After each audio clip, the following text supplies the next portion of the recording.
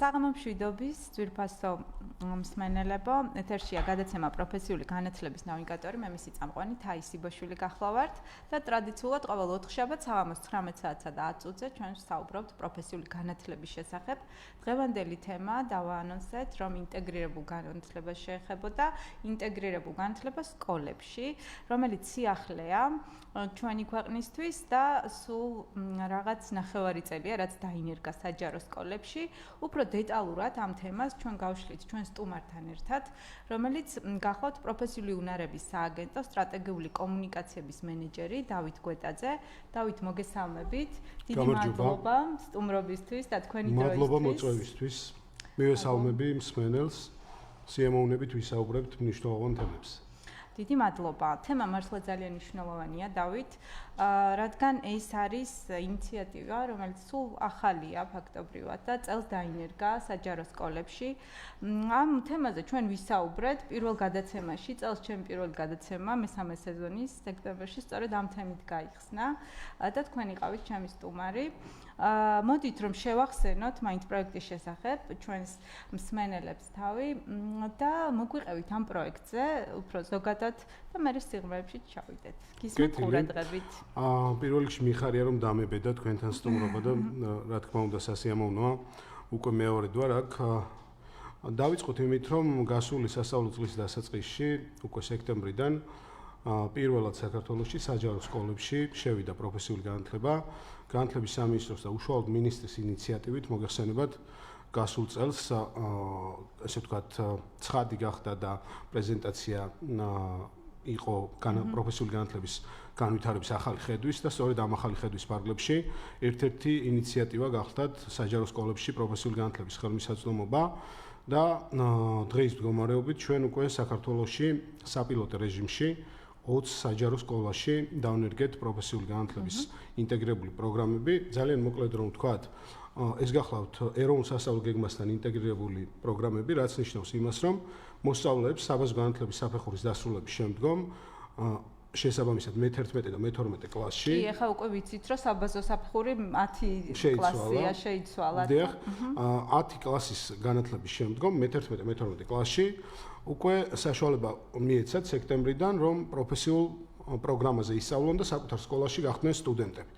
ამ ყველაფერს საკმაოდ მნიშვნელოვანი და ასე ვთქვათ, ფართო მასშტაბიანი პროცესები უძღოდა წინ პროფესიული უნარების სააგენტოს მიერ, რა თქმა უნდა, განათლების სამინისტროსთან ერთად პირველ რიგში განხორციელდა შრომის ბაზრის კვლევა და მოგეხსენებათ, რომ პროფესიული განათლების მთავარი უპირატესობა და შესაძლებლობა გახლავთ სწორედ ის, რომ პროფესიული საგანმანათლებლო პროგრამები მორგებულია და შექმნილია შრომის ბაზრის მოთხოვნებზე.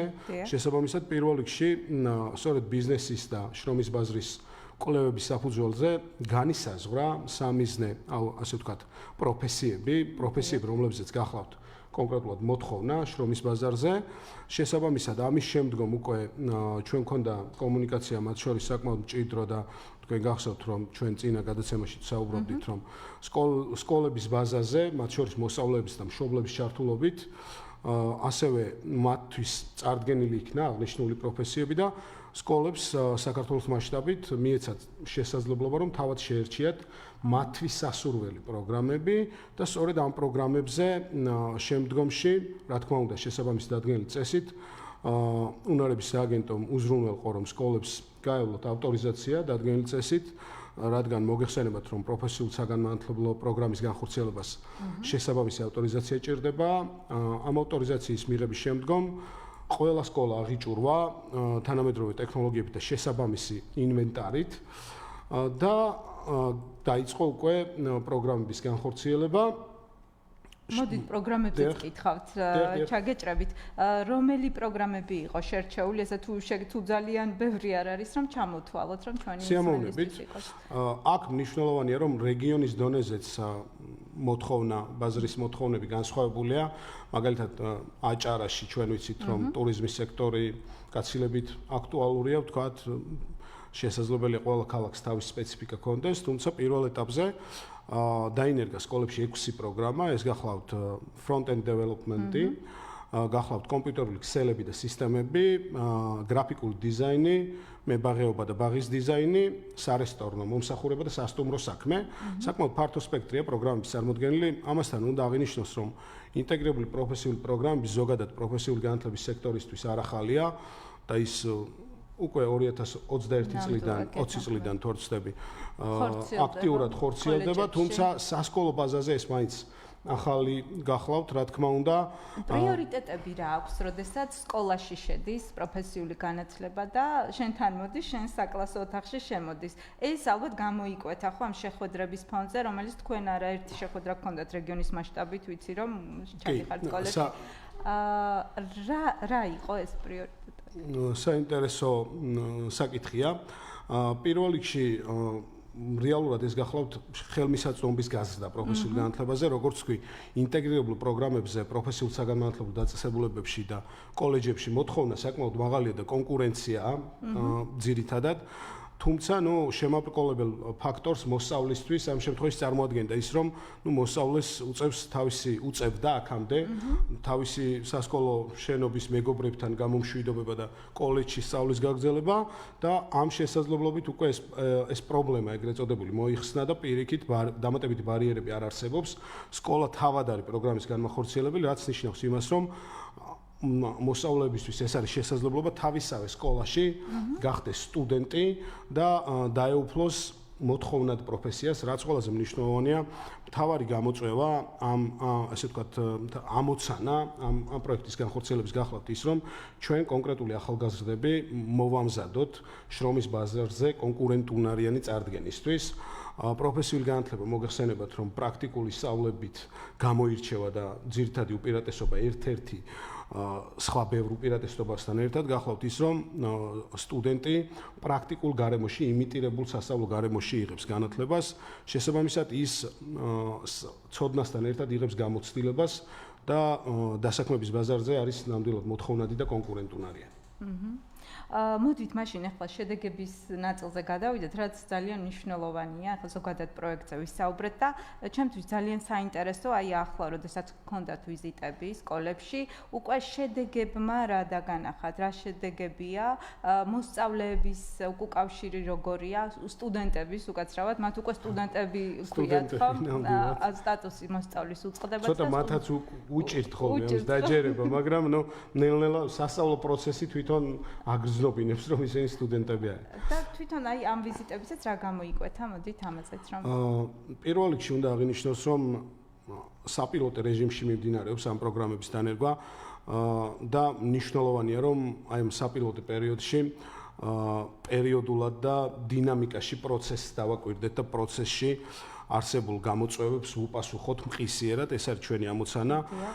მოგეხსენებათ, რომ რეალურად პირველი სასწავლო სემესტრი შევაჯამეთ ახლა ჩვენ 20-ვე სკოლაში 320 მოსწავლე ჩაირიცხა პროგრამებზე და უკვე სტუდენტი გახდა და შესაბამისად მნიშვნელოვანი იყო, რომ ამ კუთხით სკოლა თავის მხრივ გარდა ინფრასტრუქტურული მოწესრიგებისა სასკოლო ასე ვთქვათ, გუნდის გადამზადების თვალსაზრისით მნიშვნელოვანი სამუშაოები გავწიეთ პედაგოგების, როგორც დარგობრივი, ასევე სასკოლო საგნობრივი მიმართულებით გადამზადებისთვის და პერმანენტულად მიმდინარეობს ასე ვთქვათ, ამ ტიპის მხარდამჭერი აქტივობები პედაგოგებისთვის, ამასთანავე მოსწავლეებისთვის და ყველა ჩართული მხარისთვის, მშობლის, მოსწავლის, პედაგოგის და დირექციის ჩართულობით ჩვენ ვაკეთებთ განსაზღვრული გვაქვს და განვახორციელებთ გამოკვლევა, ეგრეთ წოდებული უკავშირის და კმაყოფილების კვლევა, რომლის ანალიზიც ახლა მიმდინარეობს და სწორედ ამ აქტივობების ფარგლებში გახდით და დავგეგმეთ და განვახორციელებთ ახლა მიმდინარე პროცესია პრინციპში დასავლეთ საქართველოში ვიყავით დაახლოებით 10-მდე სკოლაში ასე ვთქვათ კარიერის განვითარების მასტერკლასები შევთავაზეთ ახალგაზრდებს ერთის მხრივ ატარეთ ხო ეს მასტერკლასები? კი, ეს მასტერკლასები მიმდინარე პროცესია. რას მოიცავს? ერთის მხრივ ჩვენი ამოცანა არის, რომ უშუალოდ ადგილზე პირდაპირ უკავშირი მივიღოთ მოსწავლეებისგან და ვნახოთ და შევაფასოთ მათი შეგრძნებები, მათი ჩართულობა პროცესში. შესაბამისად, ამასთანავე მათ გაუზიაროთ და წარმოდგენა შეუქმნათ მათი კარიერის განვითარებაზე და ეს შეხვედრები ძირითადად ეთმობოდა და მიზნად ისახავდა კარიერის განვითარების მასტერკლასებს, რომლის ფარგლებშიც ჩვენ შევთავაზეთ და წარმოგვიდგინეთ ახალგაზრდებს გარკვეულ ხედვა თუ როგორ ხედავთ რა მხარდამჭერი აქტივობები გვაქვს დაგეგმილი მათთვის. ჩართულობა საკმაოდ მაღალი იყო ამ შეხვედრებზე ჩვენ ხვდებოდით როგორც სტუდენტებს, ასევე მათ მშობლებს და უნდა აღინიშნოს, რომ უკვე ასე ვთქვათ, დაინტერესება იგრძნობა მომდევნო პოტენციური აუდიტორიის მე-10 კლასელი მოსწავლეები და მათი მშობლები არიან უკვე ჩართული ამ პროცესებში და უკვე გაჩნდა ინტერესი და მოთხოვნა სკოლაში თუ რა შესაძლებლობას სთავაზობს ეს პროგრამა მათ მომავალში. შესაბამისად, პირველ ეტაპზე კარიერის მასტერკლასები ჩატარდება ყველა სკოლაში და ეს არ იქნება ერთჯერადი აქტივობა. ჩვენი მთავარი ამოცანა გახლავთ, რომ ამ ახალგაზრდებს საბოლოო ჯამში, როგორც თქვი, ხელი შეუწყოთ იმაში, რომ ისინი იყვნენ კონკურენტუნარიანები შრომის ბაზარზე და პროექტი წარმატებული იქნება მაშინ, როდესაც ჩვენ ნახავთ, რომ ამ ახალგაზრდების უმრავლესობა მიაღწევს შედეგს და მიიღებს მაღალანაზღაურებად სამუშაოს, ესე რომ ვთქვათ, თავისავე ქალაქში და თავისავე რეგიონში, თუმცა უნდა აღინიშნოს ისიც, რომ ამ ახალგაზრდებს სწავლის დასრულების შემდგომ, რა თქმა უნდა, პროფესიის დამადასტურებელ დიპლომთან და ცოდნასთან ერთად ისინი ჩვეულებრივ მიიღებენ სკოლის ატესტატს, რაც ნიშნავს იმას, რომ ისინი შეზღუდული არ არიან და პირიქით შესაძლებლობა აქვთ უმაღლესი განათლების მიღების, როგორც ქართულ, ასევე საერთაშორისო არეალში. შესაბამისად, თუ ისინი უმაღლესი განათლების მიმართულებით გადაწყვეტენ საკუთარი მომავლის გაგრძელებას, პირიქით კონკურენტუნარიანები იქნებიან იქაც. ანუ ბარიერი არ იქნება არანაირი ბარიერი, პირიქით ეს არის შესაძლებლობა ახალგაზრდებისთვის სკოლის დასრულების პარალელურად ისე რომ მიაღწიოს ეროვნული სასწავლო გეგმით განსაზღვრულ მიზნებს, დაეუფლოს ყველაზე მოთხოვნად პროფესიას და მეცაც გეტყვით, რომ აი ამ შეხვედრების ფარგლებში ჩემდა გასაკვირად გამოიკვეთა ის, რომ ახალგაზრდებს უკვე აქვთ, ასე ვთქვათ, გარკვეული შედეგები და ეს მინდოდა მეკითხა. არსებობს მაგალითები, აი პედაგოგები, ძირითადად დარგობრივი მიმართულების პედაგოგები, ვინც უშუალოდ პროფესიულ, ასე ვთქვათ, დარგს ასწავლიან ახალგაზრდებს, მოგმართავენ უკვე თხოვნით და ასე ვთქვათ, გვიზიარებენ, რომ მოსწავლეები მზად არიან გარკვეული მომსახურებები უკვე შესთავაზონ ბაზარს და ამაზე არიან ორიენტირებულები. ჩვენ ნახეთ მათ მიერ შესრულებული რამდენიმე სკოლაში, სადაც front-end development-ი შევიტანეთ, მოსწავლეებმა სკოლის ვებგვერდზე დაიწყეს მუშაობა და რაღაც გარკვეული ნაწილი უკვე შეასრულეს, ასევე ჰქონდა შემთხვევები, სადაც კონკრეტულ კომპანიებს დაუკავშირდნენ მოსწავლეები და შესთავაზეს საკუთარი მომსახურება.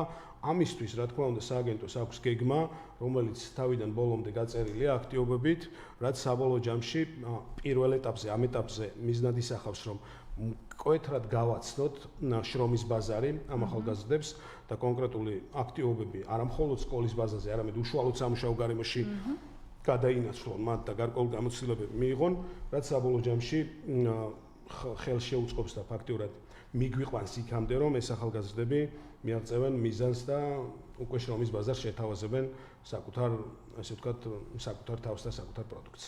დავით, რადგან თქვენ უშუალოდ ამ შეხვედრებში ხართ ჩართული და მოსწავლეების უკავშირზე კი ვისაუბრეთ, ჩემთვის ძალიან საინტერესოა ხოლმე მათი მშობლებისგან უკავშირი როგორია, რადგან ეს არის თაობა, რომელიც მაინც მათთვის ცოტა რთულია მისაღებად, რომ პროფესიული განათლების სტუდენტი ხდება მათი შვილი. სამწუხაროდ ეს ესე რომ ვთქვათ, პროფი დღემდე არსებობს ასეთი გამოთქმა, რაც ნამდვილად მოძველებულია და თუ შეიძლება იმ მშობლების დამოკიდებულებაზეც და შეკითხვები ძალიან საინტერესოა, ძირითადად რა ტიპის შეკითხვებს ვამენ ხოლმე და რა აინტერესებს, რადგან ეს არის ის მოქალაქეების ის კატეგორია, რომელიც უსმენს ჩვენს გადაცემას და მათაც იგივე ტიპის შეკითხვები გაუჩნდებათ და მინდა რომ ამომწურავი იყოს ამ გადაცემის ფარგლებში ყველა კითხვას ვერ, მაგრამ ნაწილობრივ მაინც რომ ამოვწურო. პირიქით, რა თქმა უნდა, ესე იგი პირველ რიგში შედარება რომ გავაკეთოთ დასაწყისში, როგორც კი სანამ სექტემბერში დაინერგებოდა პროგრამა, საკმაოდ დიდი სამუშაო გავწიეთ კომუნიკაციის თვალსაზრისით და ზუსტად იმის გამო რომ გარკვეული სტიგმატიზებული მიდგომები არსებობს, საკმაოდ ასე ვთქვათ, ბევრი შრომა ჩავდეთ დასაწყისში, რთული იყო ადამიანებისთვის ამ შესაძლებლობის ახსნა, თუმცა მე გეტყვით, რომ მაშინაც და დღესაც თვითონ პროექტი არის იმდენად შეიძლება ითქვას სრულყოფილი და იმდენად შედეგზე ორიენტირებული, რომ გადაწყვეტილება საკმაოდ მარტივია სკოლის მოსწავლე, რომელიც სწავლობს თავის სკოლაში და ამავე სკოლის კედლებში უჩნდება შესაძლებლობა, რომ ერთის მხრივ ჩვეულებრივ ისწავლოს ის სასკოლო მოდულის საგნები, რასაც აქამდე სწავლობდა და მეორეს მხრივ დაეუფლოს ყველაზე მოთხოვნად პროფესიას. თვითონ პროექტის შინაარსმა და პროექტმა განაპირობა ის, რომ პირიქით მხარდაჭერა მშობლებისგან ძალიან დიდია და როგორც თქვი ახლა, როდესაც ვიმყოფებოდით და ახლა ამ ტურის ფარგლებში, ესე რომ ვთქვათ, ჩვენ უკვე გვხვდებით მე-10 კლასელი მოსწავლეების მშობლებს, რომლებიც პირიქით აქტიურად არიან ჩართული და რამდენიმე სკოლაში წინასწარი, ასე ვთქვათ, რეგისტრაციის განცხადებებიც კი გქონდა. ნუ როგორც იცით, აქ სკოლაში ხდება მოსწავლეთა რეგისტრაცია. ეს მინდა და მეკითხა, აი ახლა შემდგომი ეტაპი რა არის? ანუ თქვენ ზრდით რაოდენობა სკოლების, პროგრამების? აი მომავლის გეგმებზეც მოგიყვებით, სიამოვნებით. პირველ რიგში, ასე ვთქვათ, მოკლევადიან და გრძელვადიან ჭრილში რომ განვიხილოთ, პირველ რიგში ჩვენი მთავარი ამოცანა დღესაც და აი პილოტის მიმდინარეობის პროცესში იქნება ის, რომ პროცესში, დინამიკაში მაქსიმალურად ვიყოთ ჩართული და მაქსიმალურად მივიღოთ და დავაფიქსიროთ გამოწვევები და ვუპასუხოთ ამ გამოწვევებს, რადგან სასკოლო სექტორისთვის მაინც ახალია ეს, თუმცა ჩვენ ამისთვის სრულად ვართ მზად, რომ დინამიკაში დავაკვირდეთ ამ პროცესს და საპილოტო რეჟიმი გავიაროთ სრული ციკლი, ესე რომ ვთქვათ, და ამასთანავე მეორეს მხრივ, როგორც მოგეხსენებათ, მინისტრის ინიციატივით, ბატონი ალექსანდრეს ინიციატივით ჩვენ წელს და მასშტაბს უფრო გავაფართოვებთ, დამატებით დაგვემატება საქართველოს მასშტაბით როგორც სკოლები და რეგიონები, ესე რომ ვთქვათ, თუ აქამდე 20 სკოლა იყო, იგეგმება რომ მინიმუმ 50-მდე გაიზარდოს წელს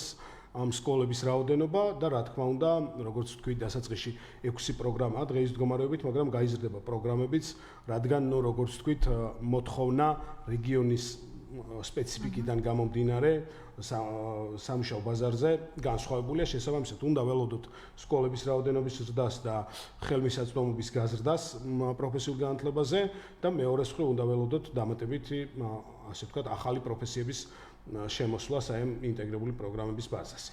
მხარდამჭერი აქტივობები ახსენეთ, სერვისები წეღან და უფრო დეტალურად ხო არ გვეტყვით და არ გაგვანდობთ, რას გეგმავთ იმ სტუდენტებისთვის, რომლებიც ეხლა ფაქტობრივად მათ ნდობა გამოგიცხადეს თქვენ, რადგან ჩაერთნენ საპილოტე რეჟიმში ამ პროგრამაში და ამაზეც რომ გითხრათ 1-2 სიტყვა, რა გეგმები აქვს უნარების სააგენტოს, პროფესიული უნარების სააგენტოს ამ მიმართულებით.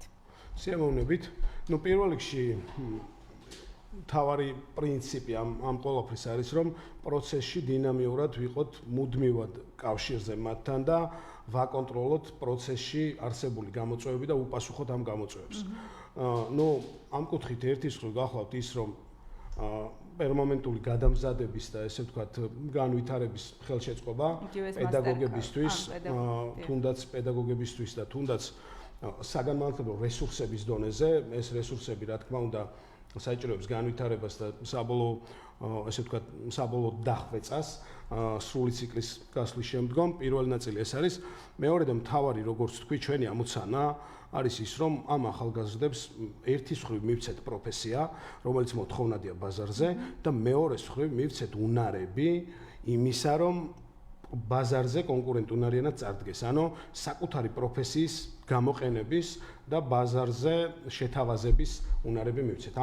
ეს არის ძირითადი, ესე ვთქვათ, სტრატეგია და ამ მიმართულებით არის გაწერილი აქტივობები. ამ შემთხვევაში, შემოდის კერძო სექტორი და ბიზნესი და ბიზნესთან აქტიურად გვექნება კომუნიკაცია, რომ მოსწავლეებს მიეცეთ საშუალება ადგილზე პროცესი ნახონ უშუალოდ ბიზნესში, დასაქმების ხელშეწყობის სახელმწიფო სააგენტოსთან, ასევე ეხა ბოლო პერიოდში გაფორმდა მნიშვნელოვანი თანამშრომლობა და ისინიც ჩართულები არიან ამ პროცესში. საბოლოო ჯამში ამოცანა მარტივია, რომ ბაზარზე მიიღონ დასაქმება ახალგაზრდებმა. ძალიან დიდი მადლობა დავით ასეთ საინტერესო და ამომრჩეველი ინფორმაციის მოწოდებისთვის. ჩვენს მსმენელს შევახსენებ, ჩვენი სტუმარი იყო პროფესიული უნარების სააგენტოს სტრატეგიული კომუნიკაციების მენეჯერი დავით გვეტაძე. დავით, ახლა გემშვიდობებით და მომავალში გელოდებით ისევ ჩვენთან ეთერში. ჩვენ მესამე ბლოკში დაბრუნდებით ჩვენს მორიგ სტუმართან ერთად დაგველოდეთ.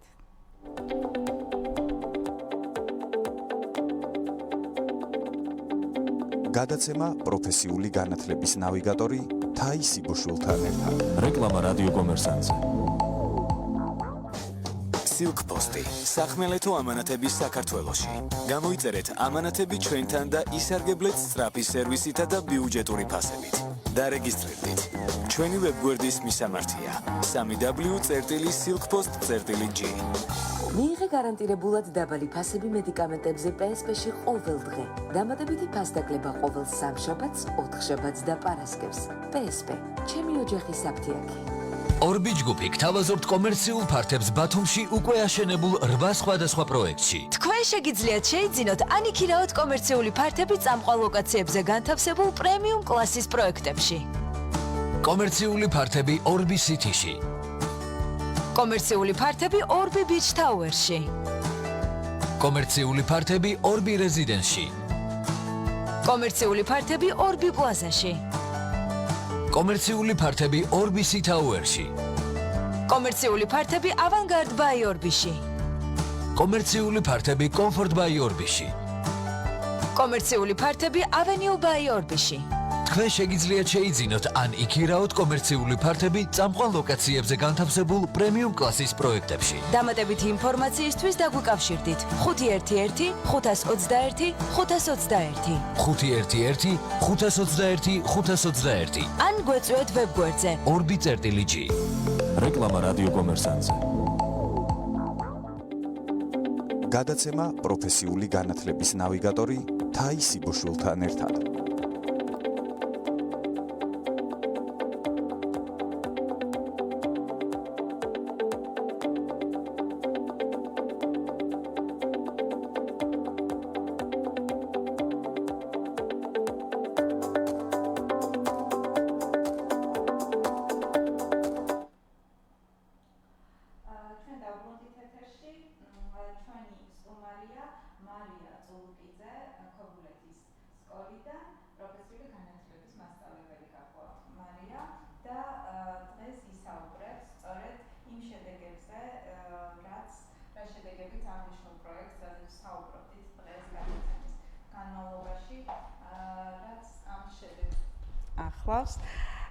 მარია, მოგესალმებით, როგორ გესმით ჩემი ხმა? მოგესალმებით, კარგად ისმის, დიახ. მარია, დიდი მადლობა პირველ რიგში, რომ გვერდთვებით ეთერში და მოდით ვისაუბროთ იმ პროგრამაზე, რომელსაც თქვენ ახორციელებთ ახლა ქობულეთის პირველ საჯარო სკოლაში, ინტეგრირებული განათლება.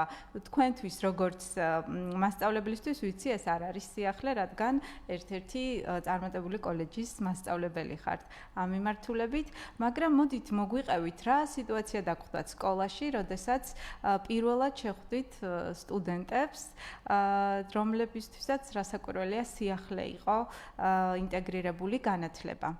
გისმენთ ყურადღებით. მოგესალმებით, პირველ რიგში კიდევ ერთხელ მადლობას მოგახსენებ ჩემი მოწვევისთვის და ზოგადად ამ თემის დაინტერესებისათვის, რაც მთავარია.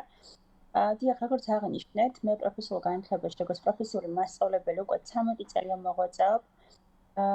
ხოლო როცა უკვე გავხდი პროფესიული მასწავლებელი როგორც ინტეგრირებული მიმართულებით სკოლაში, მინდა აღვნიშნო ის ფაქტორი, რომ სკოლაში მეტად დაინტერესებული არიან მოსწავლეები, მეტად მაღალია მათი мотиваცია, გამომდინარე იქიდან, რომ რეალურად მათთვის არის სრულიად რაღაც ღია ფანჯარა, სიკეთით სავსე ფანჯარა, ვიტყოდი ასე, რომ სკოლის ნერხთან მოსწავლეებს აქვთ იმის საშუალება შეისწავლონ ისეთი პროფესია, როგორიც არის front-end development-ი და გაახრნენ კონკურენტუნარიანი ბაზარზე, ისეთ ბაზარზე, როგორიც არის ტექნოლოგიური ბაზარი, რომელიც მზარდია მუდმივად და ასე შემდეგ.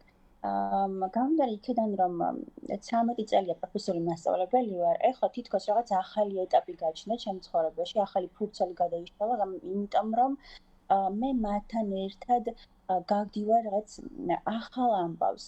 და ეს არის ძალიან საფრთხილო ჩემთვის, იმიტომ რომ 15-16 წლის მოზარდებისთვის ძალიან მნიშვნელოვანია ერთი რომ პროფესიით დააინტერესო და მეორე რომ შეაყვარო.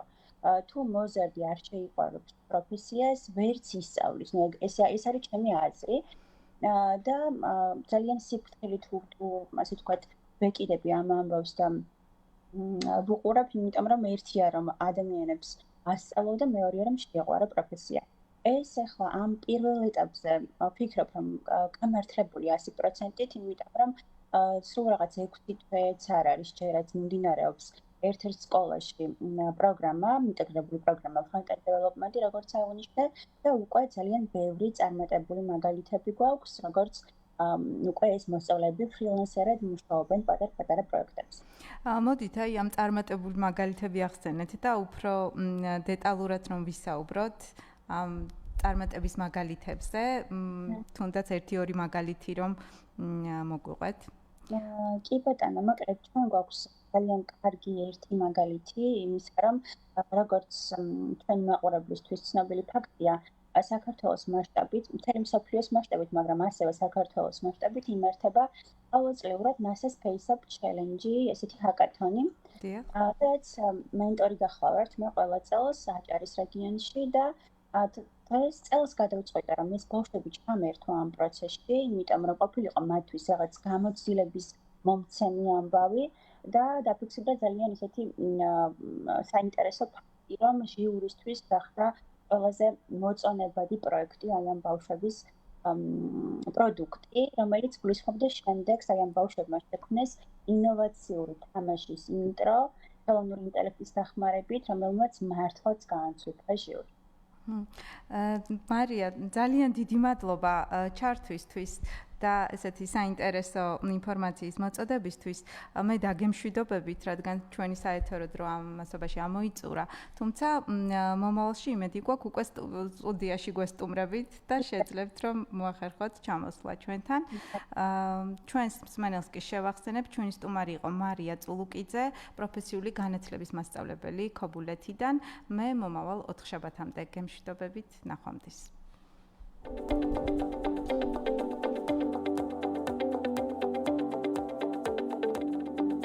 გადაცემა პროფესიული განათლების ნავიგატორი თაის